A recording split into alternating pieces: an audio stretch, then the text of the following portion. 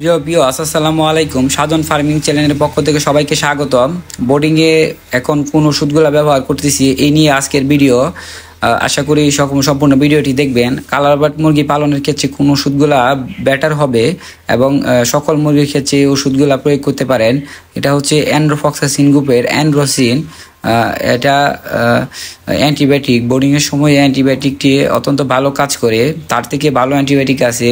আমি এখন নর্মাল ওষুধ ব্যবহার করতেছি অ্যান্টিবায়োটিক, কারণ গরমের মধ্যে মুরগির এমনি ইমিউনিটি ভালো থাকবে। এটা ব্যবহার করতে পারেন। তারপর যে ওষুধটা, এটা হচ্ছে অ্যামিক্যাটেল পিএক্স।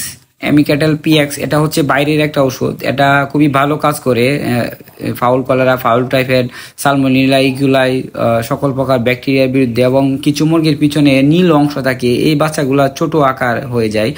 এর জন্য এই ওষুধটা ভালো কাজ করে। এই দুইটা অ্যান্টিবায়োটিক। এখন এটা লাইসোবিটের পরিবর্তে লাইসোপল, এই ওষুধটা ভালো কাজ করে। জিরো ফার্মাসিউটিক্যাল লিমিটেডের অত্যন্ত ভালো একটি ওষুধ লাইসোপল। এই ওষুধটা ব্যবহার করতেছি। এটা লাইসোবিটের পরিবর্তে। এটা সব ওষুধ 1 লিটারে 1 গ্রাম, প্রতি লিটারে 1 ml ওষুধ ব্যবহার করবেন। তারপর যে ওষুধটা, তারপর হচ্ছে অ্যাসিটক্স। এটা মূলত পেটে গ্যাস ভাব দূর করা এবং একুলাইয়ের সমস্যা এড়াতে এই ওষুধটা ব্যবহার অত্যন্ত ভালো কাজ করে। মুরগির পিছনে মল্লা লেগে থাকার যে সমস্যাটা, এটা ব্যবহার করলে এই সমস্যা হবে না। অনেক মুরগির পেটে পানি, কিডনির সমস্যা, এই ওষুধটা অত্যন্ত ভালো কাজ করে অ্যাসিটক্স।